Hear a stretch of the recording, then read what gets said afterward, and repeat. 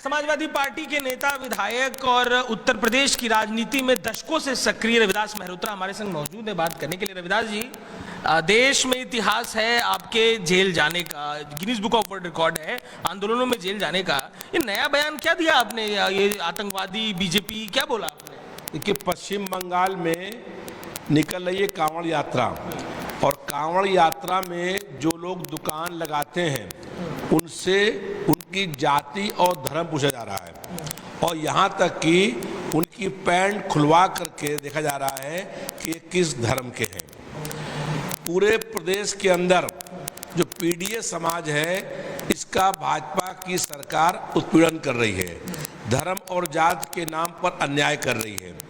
तो जो आतंकवादी करते हैं, पहलगाम में आतंकवादियों ने धर्म पूछ करके लोगों की हत्या करने का काम किया, वही काम भारतीय जनता पार्टी कर रही है। रविदास जी, ये बात शोभा देती है? रविदास जी, आप अपने एक विरोधी दल को देश का दुश्मन आतंकवादी कह रहे हैं, आप आतंकियों से तुलना बीजेपी की कर रहे हैं। वो भी एक राजनीतिक दल है, आप भी एक राजनीतिक दल है, आप कैसे तुलना कर रहे हैं? शोभा देती है?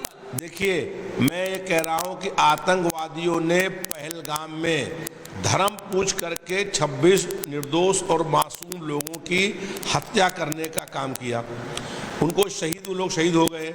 और वही काम भारतीय जनता पार्टी कर रही है कि पीडीए समाज के लोगों से कह रही है कि आप अपनी दुकान पर अपना नाम लिखिए। सुप्रीम कोर्ट ने पूर्व में आदेश किया था कि ये किसी का जाति और धर्म पूछ करके। आपने जो बात कही मैं वो मान रहा हूं, पर आप भी राजनीति कर रहे हैं, वो दल भी राजनीति कर रहा है।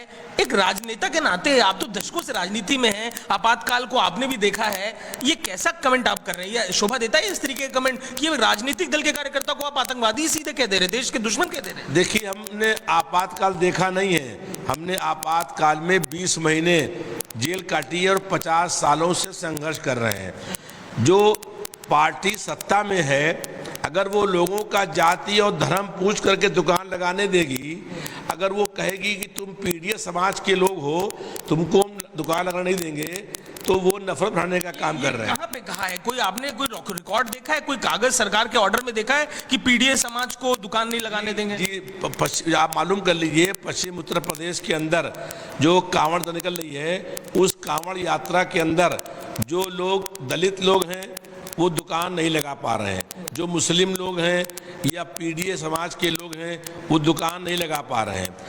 हर व्यक्ति को ये मौलिक अधिकार है कि वो दुकान लगाएं।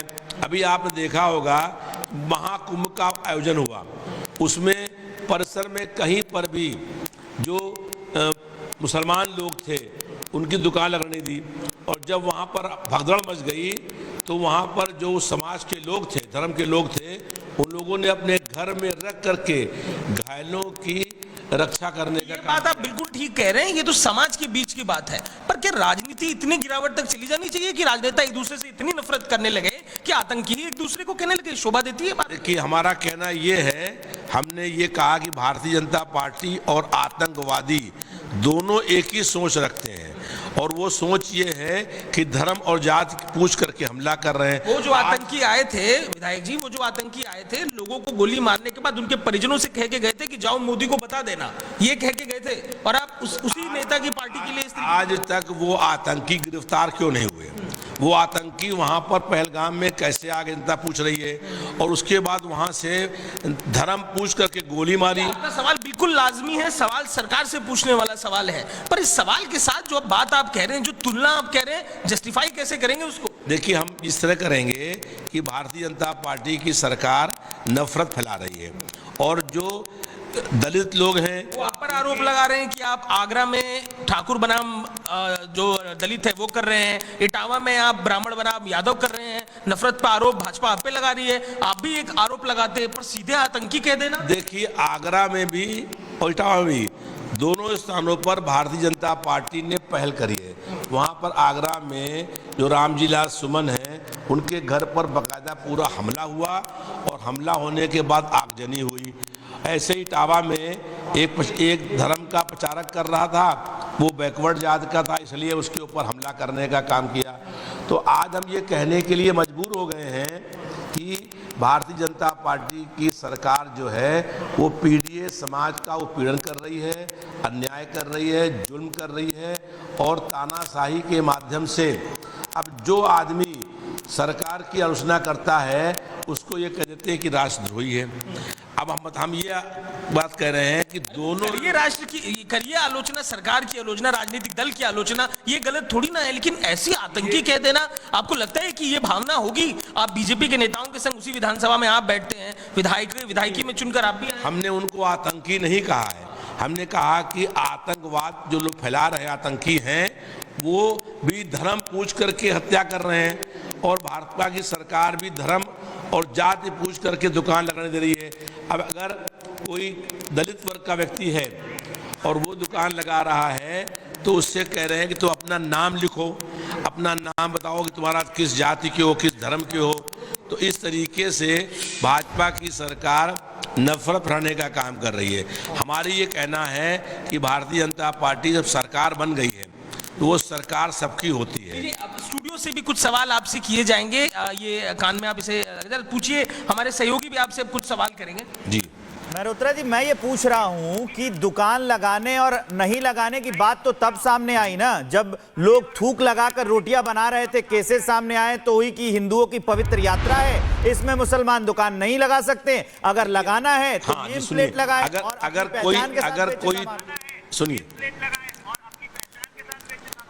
अगर कोई थूक लगा करके रोटी लगा रहा है तो जगह ने पाप उसको अरेस्ट करिए, लेकिन एक आदमी के थूक लगाने से, रोटी से आप पूरे समाज को ये कह दें कि आप दुकान नहीं लगा पाएंगे, आप दलित हैं, आप लेकिन सर आप उस जिहाद में नहीं कूदे ना। जब इस तरीके की खबरें आई कि आपने सामने से आकर के बयान दिया, कि आपने उस बयान की निंदा की, और मैं आपसे सीधा पूछती हूँ, जब भी कोई मुस्लिम खाना खाने के लिए बैठता है ये क्यों पूछता है हलाल है या झटका है? अगर मैं हिंदू हूँ और गर्व से कहती हूँ मैं हिंदू हूँ और मुझे खाना है शाकाहारी खाना, तो मैं क्यों ना पूछूं किसने बनाया और क्या लगा के बनाया? कैसे गलत हो गया? नहीं, देखिए ये पूछिए, हम भी हिंदू हैं, हम भी गर्व से कह सकते हैं कि हम सनातनी हिंदू हैं, लेकिन सवाल इस बात का है कि किसी जाति और धर्म के नाम पर किसी का अपमान करना, किसी की दुकान लगा देना, किसी के बुलडोजरों के माध्यम से मकान को गिराना। नहीं, आपको मैं एग्जांपल देती हूँ, आप बहुत उदाहरण दे रहे हैं। मध्य प्रदेश जहाँ पर बीजेपी की एक लंबे वक्त से सरकार है, राजेश शुक्ला उस व्यक्ति का नाम था, सीधी में जब उसने इस तरीके का कोई कर्म किया था उसका घर गिराया गया था, तब आप कुछ नहीं पूछे, तब आप कुछ नहीं बोले। लेकिन बात इटावा की भी करिए ना, वहां पर जब ब्राह्मण को पीटा गया तब आपने क्यों नहीं उसका सम्मान किया? उसको बुला करके अखिलेश यादव ने उनका भी सम्मान करिए बुला करके, उस पर भी कहिए कि ये गलत हुआ है। सिर्फ एक मुद्दे पर कैसे आप बोल सकते हो? और कौन सा सबूत है आपके पास? पैंट उतारा गया, वो व्यक्ति रिपब्लिक भारत से अभी बात कर रहा था, उस व्यक्ति ने तो ऐसा कुछ नहीं कहा। जिसका नाम गोपाल बताया गया, जो बाद में तजम्मुल निकला, उसने तो नहीं कहा। आप एंकर हैं, आप प्रश्न कर रहे हैं, मेरा उत्तर सुनिए, मेरा उत्तर सुनिए। आप प्रश्न कर रही हैं, मेरा उत्तर सुनिए। देखिए, वहां पर निकलती कांवड़ यात्रा में सब धर्मों के लोग बहुत सालों से वहां पर फूल माला बरसाते हैं उन लोगों के ऊपर और दुकान लगाते हैं, उनको अच्छा सामान बेचते हैं। अब अगर वो दलित वर्ग के लोग हैं, पिछड़े वर्ग के लोग हैं या अल्पसंख्यक समाज के लोग हैं, क्या उनको दुकान लगाना नहीं है? उन लोगों को दुकान कहा ये बात की दुकान लगाने का अधिकार उनको नहीं है, ये जानकारी आपकी गलत है। जानकारी गलत है, लगाने का अधिकार है, आपको अपना नाम बताना है। रेस्टोरेंट खोलने के जो नियम होते हैं उनके क्लॉज में लिखा है कि जो प्रोप्राइटर है वो अपना नाम बताएगा। पूरे उत्तर प्रदेश में हर दुकान में लगाएं, केवल जो है आप दुकान में किसी का नाम क्यों पूछ रहे हैं? उनसे भी कह रहे हैं कि अपना नाम लिखिए। अब जब वो नाम लिख देंगे कि ये धानु समाज के हैं, सोनकर समाज के हैं, वाल्मीकि समाज के हैं, तो उनके वहाँ से लोग सामान नहीं खरीद रहे हैं, इसलिए उनकी दुकानें हटाने का काम हो रहा है और उसका नाम लिखने के लिए। बस एक बात का जवाब सर आप दीजिए, उसी विधानसभा में बीजेपी के लोगों के संग आप बैठेंगे और आपका सार्वजनिक व्यवहार मुझे भी पता है, बहुत दोस्त हैं आपके भाजपा में, उनकी आंखों में आंख डाल के ये बात आप कह पाएंगे कि वो आतंकी विचारधारा? बिल्कुल हम ये नहीं कह रहे हैं, हमारी बात समझिए, हम ये नहीं कह रहे हैं कि आतंकी जो काम करते हैं वो धर्म पूछ करके पहलगाम में लोगों ने गोली मारी कि नहीं मारी, आज तक वो लोग गिरफ्तार नहीं हुए, वो अलग इशू है। सवाल बिल्कुल लाजिम है आपका, इस सवाल हम भी सरकार से करेंगे, गिरफ्तार नहीं हुए, बट इसी देश के नागरिकों को, वो नागरिक जो लोकसभा में 10 लाख के मार्जिन पे जीत के आ रहे हैं, विधानसभा में बड़े मार्जिन से जीत के आ रहे हैं, उन नेताओं को, उन अपने राजनीतिक साथियों को आतंकी विचारधारा का कह देना, ये कहां से शोभा देता है? देखिए, हमारा स्पष्ट कहना यह है कि भारतीय जनता पार्टी जाति और धर्म पूछ करके अन्याय कर रही है, जाति और धर्म पूछ करके जो है उत्पीड़न करने का काम कर रही है। वहाँ पर लोगों की दुकानों पर उनके नेम प्लेट लगाने के लिए न लगाने पर उनको बंद कर रही है, दुकानें बंद करने का काम कर रही है और जानबूझ करके उत्पीड़न ये हो रहा है। तो इसलिए हमारा कहना है कि, और सुप्रीम कोर्ट ने पिछले साल इस पर रोक लगाई थी। सुप्रीम कोर्ट ने कहा था किसी को भी जाति और धर्म पूछने का अधिकार नहीं है। तो भाजपा की सरकार जाति और धर्म की नेम प्लेट लगाने का काम क्यों कर रही है? तो इसलिए मैंने कहा वो क्यों काम कर रही है। जो काम आतंकी कर रहे हैं वही काम आप भी करेंगे, तो अंतर कहाँ रह जाएगा? क्या चाह रहे हैं आप, क्या होना चाहिए? हम चाह रहे हैं कि हर व्यक्ति को दुकान लगाने की छूट हो और जिसका अच्छा माल मिले, जिसका सस्ता माल मिले, जिसका सही माल मिले, तो कांवड़ यात्री उस दुकान से अपना सामान लें।